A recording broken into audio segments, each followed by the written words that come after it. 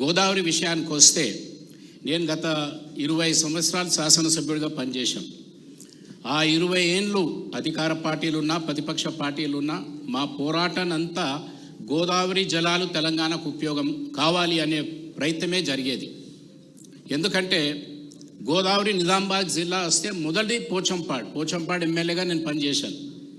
ఆ పరిస్థితి ఎట్లుండే అంటే పోచంపాడు కాడ డ్యామ్ సంగతి వదిలేయండి, ఆ పోచంపాడు చూస్తేందుకు వెళ్ళాలన్నా గెస్ట్ హౌస్లో పోయి రాత్రి వండుకుందామన్నా కరెంట్ ఉండేది కాదు.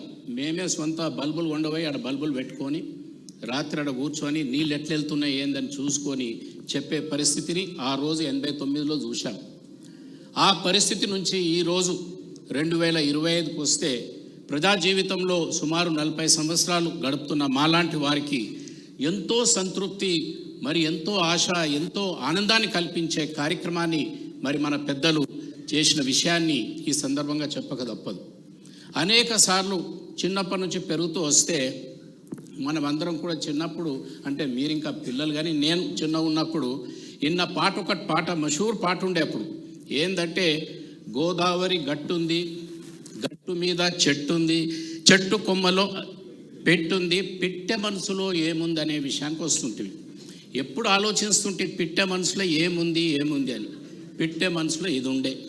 ఒక్కరోజు కేసీఆర్ గారు రావాలి, ఈ జలాలన్నీ కూడా తెలంగాణ రాష్ట్ర పేద ప్రజానికానికి అందించే విధంగా ఉపయోగపడాలి అనే అంశాన్ని ఈరోజు గంగను గుట్టెక్కిచ్చిండు, తెలంగాణను గట్టెక్కిచ్చిండు అనే మాట ఎంతో ధైర్యంగా మన ఏరియాలో కనిపిస్తుంది.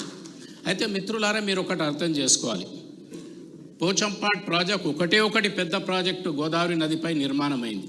ఆ తర్వాత కింది దాకా ధవళేశ్వరం దాకా పెద్ద కార్యక్రమాలు ఏం జరగలే. అయితే అందరు కింది జిల్లా వాళ్ళు అనుకునే వాళ్ళు ఏంటంటే, అరే నిజామాబాద్ జిల్లా వాళ్ళ మీరు అదృష్టవంతులు, మీకు డ్యామ్ ఉంది, పుష్కలంగా నీళ్ళు వస్తాయనే మాట చెప్పేవాళ్ళు. ఆ డ్యాంలో మొదటి లబ్ధి పొందే ఎమ్మెల్యే నేను. అంటే నా ఎమ్మెల్యే పరిస్థితి ఎట్లుండే అంటే, కాకతీయ కెనాల్ వదిలినప్పుడు దానికి డిస్ట్రిబ్యూటర్లు ఉంటాయి కదా, మొదటి డిస్ట్రిబ్యూటర్లో చివరి దాకా నీళ్ళు వెళ్ళే పరిస్థితి లేదు. ఇక మీరు కింది సంగతి వదిలేయండి. ఆ పరిస్థితి నుంచి ఈరోజు దేశంలో మరి టాప్ నంబర్ 1 మరి ప్యాడీ ప్రొడ్యూసింగ్ రాష్ట్రంగా మారాదంటే మరి ఇది అద్భుతం కాకుంటే ఏందనేది మనం ఒకసారి ఆలోచించాలి.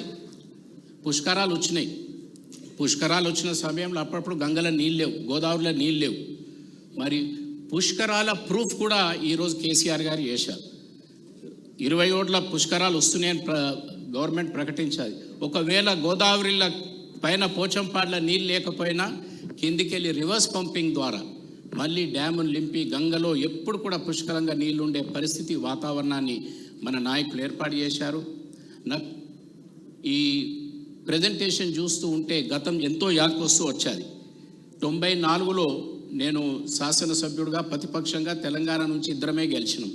అప్పుడు ఈ లెజిస్లేటివ్ కమిటీస్కి పబ్లిక్ అకౌంట్స్ కమిటీ చైర్మన్గా నన్ను నియమించినప్పుడు అప్పుడు తెలంగాణ అంతా తిరిగి సబ్ కమిటీస్ ఏర్పాటు చేసి ఒక కమిటీ చేశాం.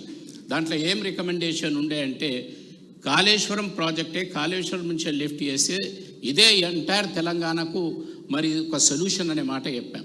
మరి అది 96లో ఇచ్చిన ఆ రిపోర్టు మూలకు పడ్డది. 2014లో మన ప్రియతమ నాయకులు వచ్చిన తర్వాతనే ఆ వెలుగు చూడటం జరిగేది. గతంలో ఏంటంటే ప్రజలకు ఆశ పెట్టడానికి ప్రాజెక్టులకు ఆశ చూపిస్తారు. అంటే రైల్వేలో ఒక మాట ఉన్నది ఏంటంటే, అరే ఇట్లా లైన్ పడుతుందా రైల్వే లైన్ అంటుండ్రి. అరే సర్వే నడుస్తున్నది కదా, సర్వే నడుస్తుంటే అందరు ఖుషి అయ్యేవాళ్ళం, ఇక సర్వే అవుతున్నది కదా ఇక రైలు వస్తుందని. అయితే ఢిల్లీలో ఒక మాట అనేవాళ్ళు, where there is a will there is railway, otherwise survey. అంటే పట్టుదల ఉంటే రైలు వస్తుంది, లేకపోయినంటే సర్వే జరుగుతుంటుంది. అరే ఏమైనా రైలే మా తాత చెప్పిండు ఇట్లా సర్వే అయిందని, మా తండ్రి చెప్పిండు, ఇప్పుడు నేను చెప్తా, మా కొడుకు చెప్తాను నేను. ఎందుకంటే టైమ్ ఇస్ ఎసెన్షియల్. ఎంత తొందరగా ప్రాజెక్ట్ పూర్తి చేస్తామో అంత లాభం అవుతుంది. మరి దాంతో ఈరోజు ప్రాజెక్ట్ని డిజైన్ చేయటము, ఏర్పాటు చేయటము, కంప్లీట్ చేయటము, రైతులకు లబ్ధి పొందే విధంగా దేశంలో నంబర్ 1 రైస్ ప్రొడ్యూసింగ్ రాష్ట్రంగా మార్చారంటే డెఫినెట్లీ ఇది ఉంది. మరి తమ్ముడికి నేను అభినందిస్తున్నా. డెఫినెట్లీ పార్టీ తరఫున దీన్ని ఇంకా కిందికి తీసుకెళ్ళాలి.